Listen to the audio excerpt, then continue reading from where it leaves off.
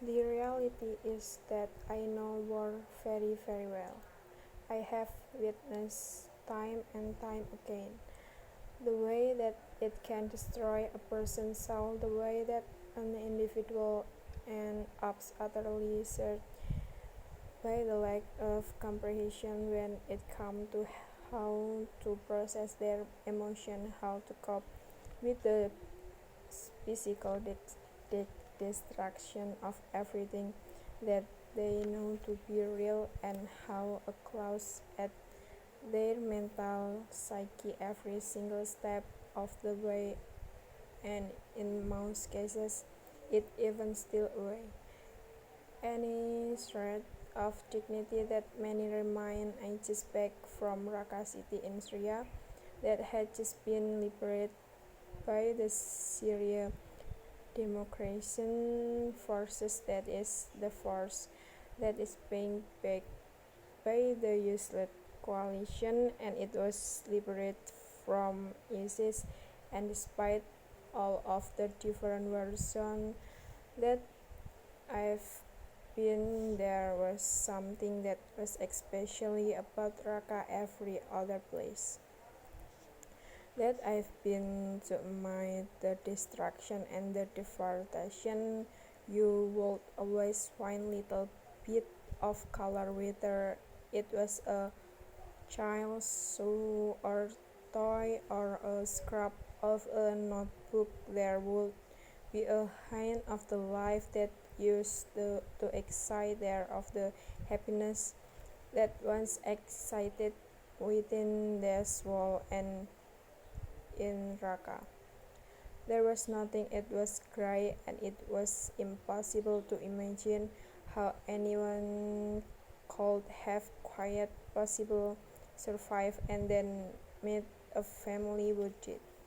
At one of the refugee camps in Gaza, she was the mother and she had 7 children, and she was telling us about how she had to send out her 9-year-old daughter while they were under siege to go and get supplies for them. Her 9-year-old daughter would go on shipment with a house full from wrecked out cars so that she could make bread for the rest of them, and they hid underground in the darkness on the final days of the battlefield because they had tried to flee time and time again the world to try to run away, and that every single occasion that described how ISIS would shoot and them, and they would be forced back or even stop them and hold a gun off their head. In fact, the little 5-year-old could easily mimic the way that ISIS would say stay back, we're gonna shoot you. And so the 9-year-old when you, and one day the 9-year-old managed to find a little piece of meat. She picked it off of an ISIS fighter, and it was so small it would fit in the palm of your hand, and this was to feed a family of 9. The other children were so excited you would think that they had just seen the most marvelous gift they could possibly imagine.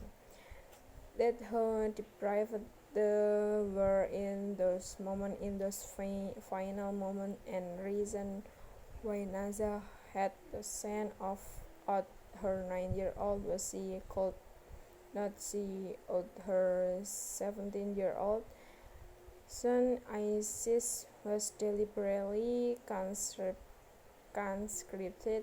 men could send out her 15-year-old daughter because ISIS was trying to get as many brides as possible, and they had in fact already come after her daughter, but they had somehow found the courage to grab a knife from the kitchen and cast this fighter out of the house, but the 15-year-old had to stay hidden, and so she sent out her 9-year-old.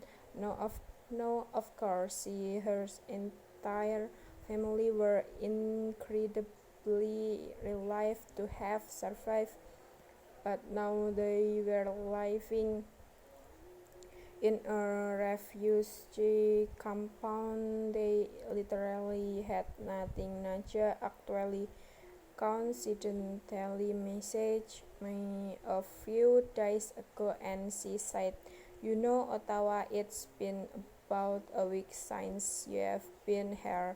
You know, people been seeing the reporting about Rocco. We know that there been a lot of journalists.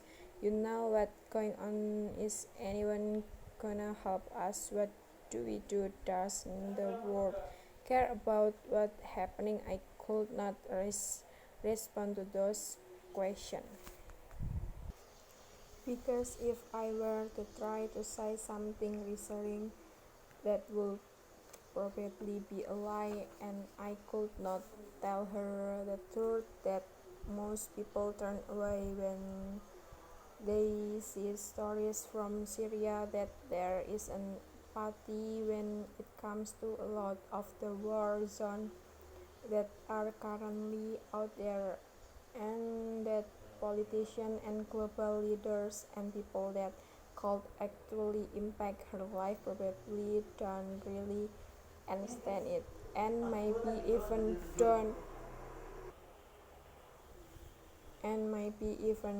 don't care. So I had to say nothing, and that's not the first time we as journalists receive this kind of question from this kind of individual that have already been through more than we can ever possibly imagine. And so most morning, most days, in fact, I do think maybe the world is better if our planet was just hit by an asteroid, because for us as journalists we really do feel, especially today, that a lot of this reporting that we're doing, especially when it comes to the human stories, to the people that are suffering because of decisions over which they have no control. All of that is happening in a dark void, in a dark abyss. But then I remember the story of a little boy who taught me one of the most valuable lessons I have ever learned throughout my career. This little boy's name was Yusuf. It was Iraq. It was 2007, and back then Iraq was no longer really in the headlines. It was no longer really the spotlight. People were turning away when the heard story about Iraq. Yusuf came to out office or CNN Baghdad Brown, and he had been burned. Nomax me had doused him in gasoline and set him on fire. He was just 5 years old by the time he got into our office. His face and hardened into these marks of a scar tissue. The cold opened his mouth, and he sat in our Baghdad barrel eating rice, but he had to take one grain at a time and just shove it between his lips. He was so angry, but he did not know how to process this emotion. He was just 5 years old, and so all you could do to really understand how tormented this child was look in his eyes, and he was lashing out at his sister, and his parents did not know what to do, and all I could do for them at that was say, "Look, we can try to tell you her story, but we don't know what's gonna happen." We told Yusuf's story, and the response was amazing. I am it come from all over the world. People wanted the help it transcended ethnicity, nationality, religious, all sorts of boundaries. People come together to help these little boys, and in an organization in Los Angeles ended up agreeing to take on the cases. CNN viewers donate hundreds of thousands of dollars to help things family out. My best moment of my career was the moment when I could pick up the phone and tell his parents, your little boy in gonna need help," and I traveled with them to Los Angeles, and I remember seeing Yusuf at the beach, and he was seeing the ocean for the first time, and he ran toward it screaming and longing. And I looked at his parents, and they were crying because it was the first time they heard their son longing. A year what that story taught me was that his kindness and compassion of stranger excite, and we might not always see it every day, but just the power of caring and then of doing something about this, even if it's a small donation to one little boy, has such a massive, profound impact. Yusuf today not only want to be a doctor to help others the way that has been helped. He doesn't remember the attack anymore than you're on this 15-year-old boy's life. His first memory of life are not defined by violence, they are defined by the kindness and compassion that he saw afterwards. And it doesn't need to be large change that can impact a person's life, how we react to one another, and something the worst of situation can have a lasting impact on our psyche. For myself personally, about a year ago to that, I was in Mosul. I was embedded with the Iraq counter-terrorist force in my cameraman, and we were going in as they were part of their first push to try to retake Mosul from ISIS. And our unit, our convoy, ended up being abused and suicide. Car bomb came in and took out the back vehicles of the convoy. The first vehicle when I have been hit massive ball of flames, and we were trapped, and we ended up seeking shelter in the middle of all of this made in pavilion homes, and we were in one house, and the front line was pretty much the wall of the house. The women and children were hiding in the back corner.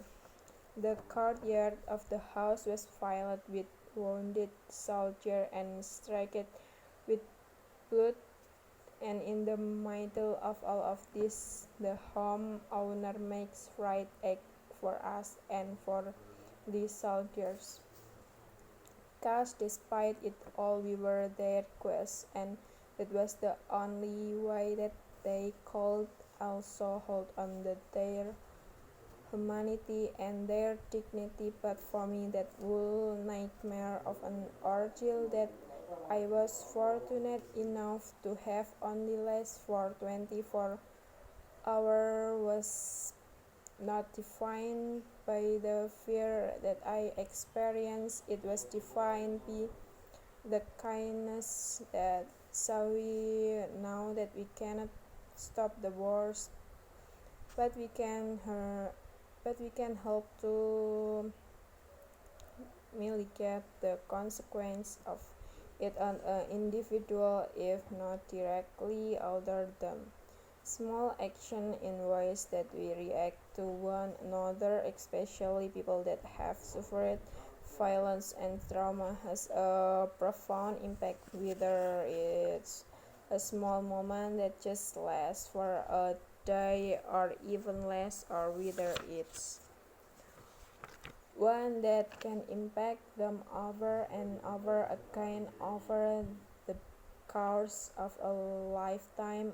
I remember about 2 years ago during the big flood of refugees to Europe. I was in Hungary covering the refugee crisis, and there was that one day when the refugees who had been waiting at the Budapest train station did that is where Kunal was. These are individuals who had not only seen the worst of the suffering in their own countries, the worst of the violence possible imaginable, had just crossed the Mediterranean, risking their life, risking their children's life, and then quite literally carried their children for weeks unsuffered every single humiliation you could possibly imagine along every step of the road. And as they walked and we were broadcasting live, cheers were other network about to hour into this walk. All of a sudden people began showing up with strollers and refugees that were around us in that moment were so overwhelmed at that little small gesture that they say that they would never forget to, and I believe them when they say that.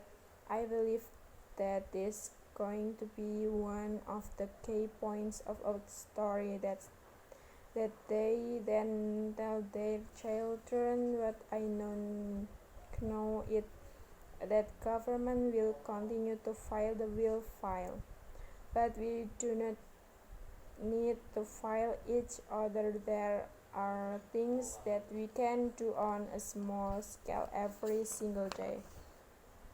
We just have we react to one another. We cannot turn away from a news story because it might be disturbing. We can actually go out and learn more about the root causes of what is happening and understand a bit more about what actually needs to be done to prevent it. We can educate our children about what's happening in the world around them, teach them not to be afraid of someone because they might perceive them or misperceive them as being different. We can teach our children, we can teach ourselves and oblige ourselves to go out and speak to somebody who might be the new child or the new family in town. There are little things we can do every single day that have an immense and enormous power. Thank you.